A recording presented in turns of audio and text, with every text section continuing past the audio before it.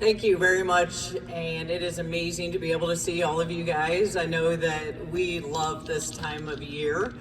Can't believe that we are actually 11 days away from our very first game. And I know for all of us, we're really looking forward to what this journey is going to be like for us as a team, as well as our entire coaching staff, and watching it unfold. I know for us, it's been a really exciting off season, and I credit that to our staff with all the hard work that they continue to put in to be able to help our roster year in and year out. More than half of our team, we have 7 new faces plus 3 redshirt freshmen who have been working really hard behind the scenes, ready to play. And what I will share with you is you're going to love watching this team. We're deep, we're fast, we're athletic, we can defend, and we can score. So our biggest, probably our biggest opponent will be staying healthy. I think we saw that last year, that as long as we can keep the health of our team, great things are going to be in store for us. We're very experienced. We have 5 seniors with a ton of experience and talent, and we have 7 players that have all played in the Sweet 16. So we're gonna be lending on that experience that they've had, being able to get that far. And we returned 3 All Big Ten honorees and the ACC tournament most outstanding player on our roster. I want to be able to share, I know you know the faces from last season, and so I want you to get comfortable and be able to know our new faces. And out of the portal, our transfer portal group was ranked number 6 in the country. And we were able to bring in Yarden Garzone from Indiana. They're all-time leaders in threes made, as well as three-point percentage for her. She averaged 14 points, 5 rebounds, 3 assists, and was the leading scorer last year for her team at Indiana. She's also a preseason All-Big Ten first team. Aluchi Okanawa, last year's most outstanding player in the ACC tournament, also was the 2024 ACC 6th Player of the Year, as well as on the all-freshman team. She averaged 10 points, 5 boards, helping Duke to an Elite 8 last season. Our 2 freshmen that we signed last season in the fall, names you're going to need to know: Addie Mack out of Minnesota, and let me tell you, this kid can score. Totaled 4,687 points in high school, averaged 34 points, 6.5 assists through her senior year. Then you've got Rainey Wilson out of Wisconsin, averaged 26.4 points, 5 boards, 4 assists, 3.5 steals. You see that she can really do a lot of things well. Another player that is going to provide great depth and really knows how to play. In that later signing period, we were able to go in and be able to sign 3 late international kids, and we're really excited for you to get to know them. Leah Bartelma was listed this past offseason on a lot of the WNBA prospect boards. She's a player that's played in the Euro Cup all summer with some of the best pros in the world. Point guard that's wise beyond her years with a ton of experience. And then we were able to go to Belarus, and Maria Boyko, a 6'4" post player, is someone who, as she's come in here, not able to speak the language, and in 2 months is speaking the language, has really gone above and beyond where she's at, both on the court as well as off the court. She gives us a great presence both inside as well as out, and she was the MVP of the Russian U18 League. And then lastly, we had Nicole Frătia from Romania, and a 6'2" post player who gives us great size inside. She led her national team in rebounds in international play.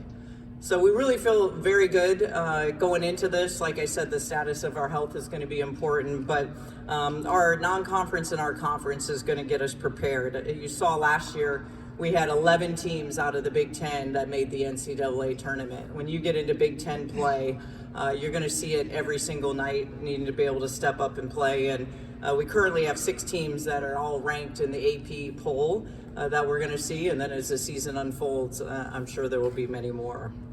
So at this time, I think you can tell how excited we are. And I'll open it up to any questions. Raise your hand for the mic. We'll come around. We'll go to Kareem. Hey, Brenda. Hey, Greg. You know, you said it, deep, fast, athletic, defense, score.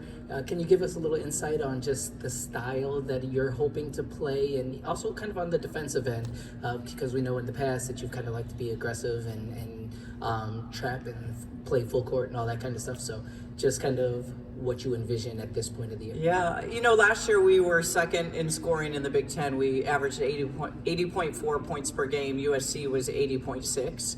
I expect this team is even more firepower.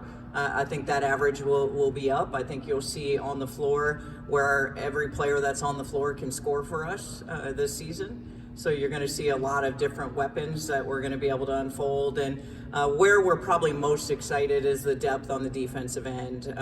Through the injuries last year, we were really limited. We had to dial back the full court defense, changing a lot of defenses. And I'll say this team is really, we are so much further along defensively, ball screen coverage, full court, half court than we've been at any point. And that's a testament just on both ends of the floor how quickly they learn. I'll say the IQ of this team is off the charts with how quickly they pick up plays and how quickly on the defensive end, the amount of combinations that we already have on the defensive end from a half court and a full court, which is exciting as a coach because I think as a coaching staff it allows us to do some things really scout specific that's really going to help us.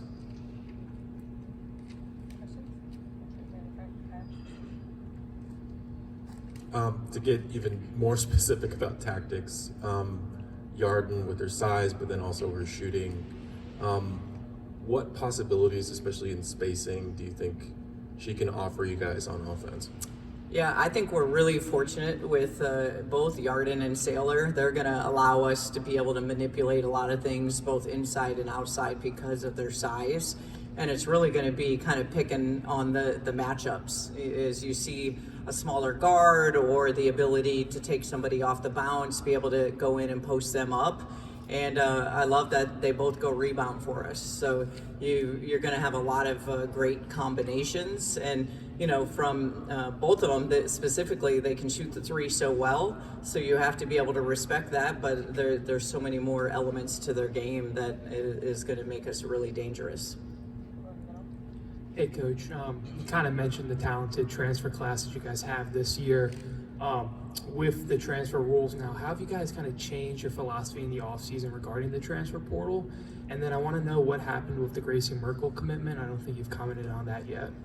Yeah, I think the great thing is we do a really good job as a staff kind of addressing our needs where we feel like maybe we need to turn some areas to even bigger strengths. And I think twofold for us when we went in the portal, we felt we needed to get additional three-point shooting as well as defensively athleticism. And I thought our staff nailed that with both Yarden and Alucci. So I thought we were able to do a terrific thing. Gracie Merkel, I think you saw that, you probably have to ask her the question why she decided to go back.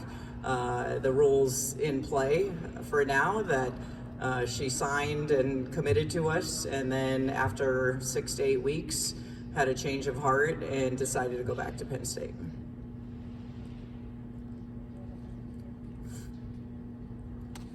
Hey again. Wanted to ask about getting Bree back, how she looked so far and just the impact that she can have, and also how you envision the point guard position kind of shaking up. Yeah, Bree, obviously, she's that player that makes you go on both ends of the floor with her energy and with her motor. You feel her presence immediately. She's so versatile for us on both ends of the floor.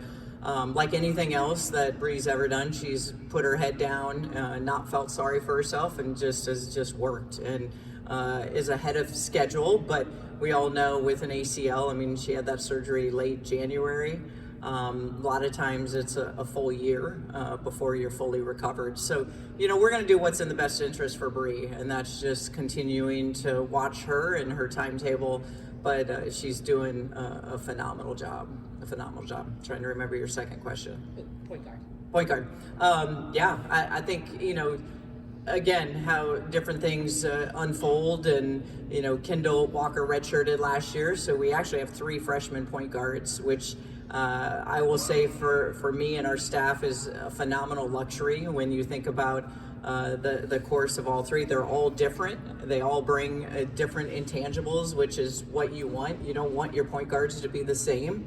And I think that's the great thing you see within our team, that you're going to see, when we need 3-point shooting in a zone or we need to pick up full court, those are all different lineups within this team. And our point guards all present differently, which I think is going to be a great thing depending on the team. I will say this, I don't see them specifically only playing one at a time. They can be on the floor together. And when you have 2 floor generals that have IQs and can run your team and can put them in positions to be successful, as well as be able to score it, which all 3 can do, I think that's a great situation for you to be able to have on a roster. Brenda, with the new facilities that you have, how important was it to get it, and how it's going to help your team this season? It was really important. It's been a long time coming, and it is a game changer as we've been able to bring recruits in, to be able to see it.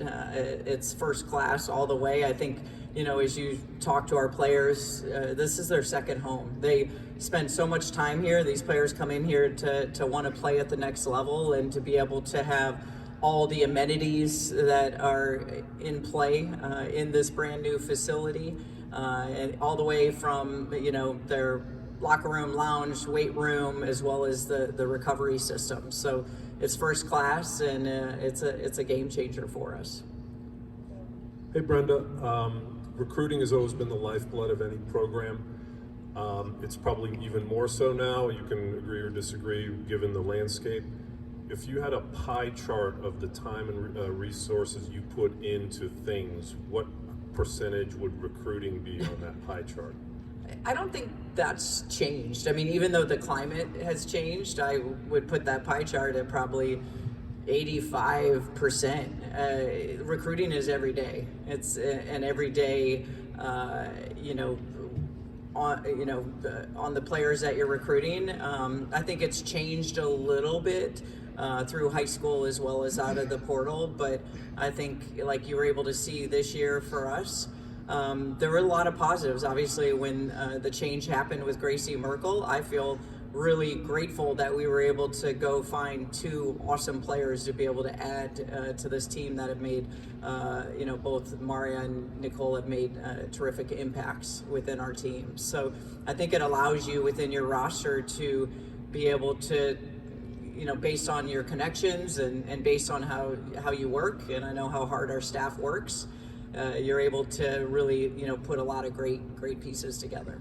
Quick follow-up, Yep. if I can, Rose and Brenda. 5 countries besides the U.S. Represented on this team. Does that reflect your philosophy? Does that reflect the globalization of basketball? Both?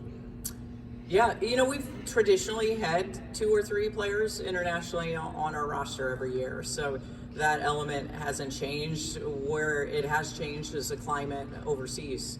They now are able to come over here and be able to get degrees, as well as, be a part of NIL and rev share. So I think those are all healthy elements that have allowed them, when you're overseas and you aren't able to get your degree, how valuable a degree is. And so it is changing. We get calls now all the time from agents overseas and players that are overseas that want to come into play. And I'll say, talent is talent. When you look at our 5 international players, they all can play. They have really high IQs. They're really skilled and are making a big impact on our roster. Hi Brenda, kind of going off that, your 3 international freshmen, Lee, Maria, and Nicole, can you break down the process of how you got them to commit to Maryland, and what impact have they had thus far on the program? Yeah, I think, once you have a lead, which was the case with all 3 of them, then you're able to kind of do your homework. And I think that's where our staff does a really good job is you'll receive a name, whether it's from an agent, whether it's from a coach, or that player putting themselves in that position to want to come over. And as soon as we were able to receive all three names, I mean, we just went to finding film, to being able to watch their game, and then trying to see if it's going to be a fit for what we needed. So again, I think our staff did a phenomenal job of really kind of honing in on the three that we really felt like we needed from depth and experience, and we were able to secure that in all three.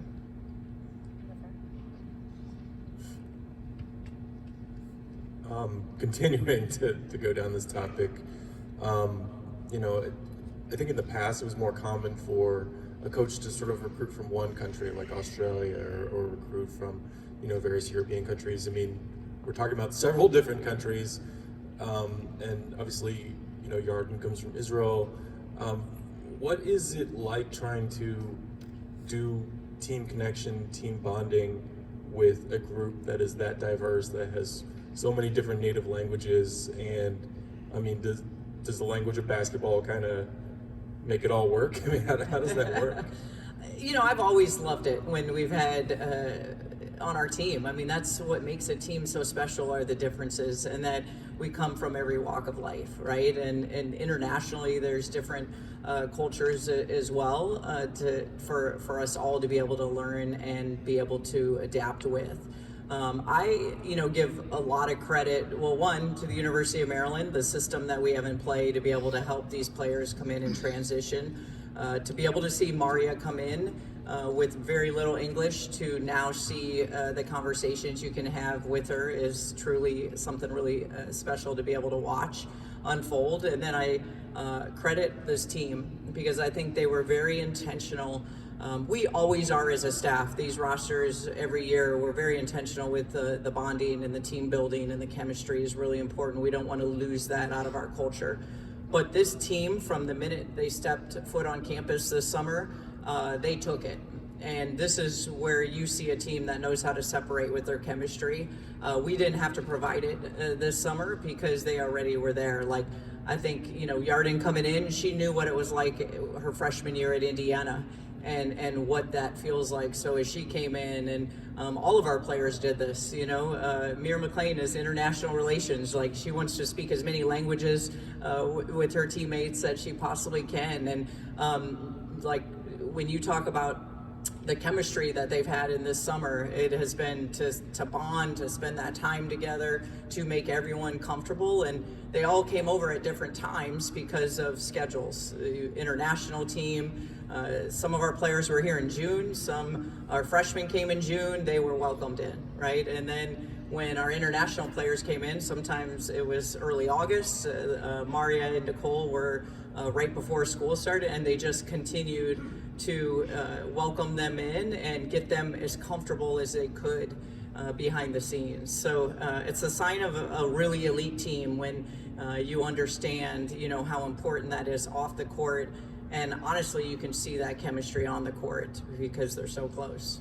We have time for one more, and then we'll move to the roundtables. We'll go to Kareem. One more for me. Another two-parter. What kind of evolution have you seen from Kayleen during the off season? And from a leadership perspective, Shai, Allie, Christina, that's a lot of voices in the room that are no longer here. How have you kind of replaced that leadership? Has anybody kind of moved to the forefront, or how do you kind of envision the leadership of the group? Yeah, well, I think we all know how talented Kayleen is, and just every time she's on the floor, just the competitiveness and the level of play that she's going to bring to the table with this team. She's been slowed a little bit with some nagging injuries, so we haven't had the full effect of KK yet. But we know when she is on the court what that's going to look like. And I think, from the status of, leadership, it's kind of by committee. I mean, obviously we have three captains that were selected by their peers with Yarden, Saylor, and Mir. But really, the leadership comes from everywhere, right? Bree McDaniel's been here for 4 years. She understands the bar and the standard of what we want every single day. And each and every one of them in their own way, like our 3 point guards are leaders. Like they have to lead every single day and command from that position over their peers. And that's not just by classification, that's just by the role of who they're in. So I think that's a piece for us in our program, that although we have 3 captains, each and every one of them has a role to be a leader for us.